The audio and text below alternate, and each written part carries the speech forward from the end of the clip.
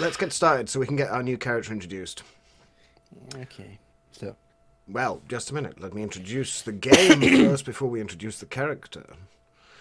I do this at the beginning of every game. I always give you I try and recap to some degree. I do some bizarre things with these sometimes, though, and take us off on some real rabbit holes. I do a lot of film references and things like that. So, welcome back, brave adventurers. That didn't sound right.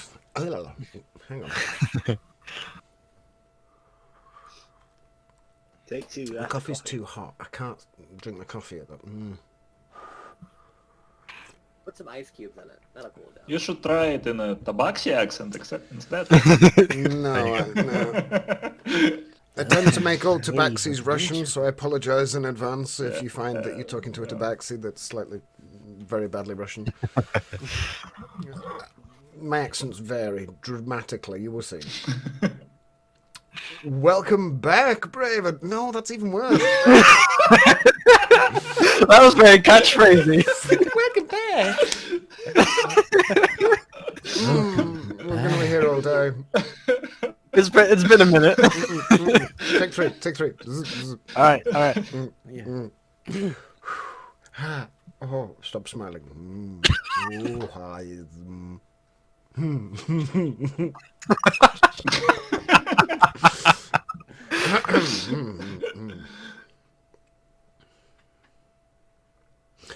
Welcome back, brave adventurers, to Port Zoon, the heart of the Menagerie Coast shipyards. Vast chimneys and forges send smoke into the air all day and night.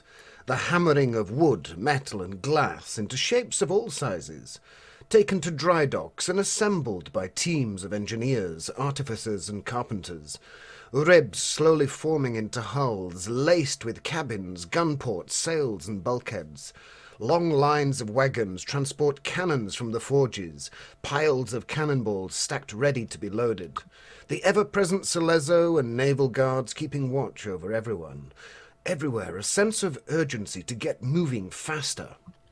The news from the north was that Jorhas had encircled Rexentrum and isolated the Imperial command and its king from their armies.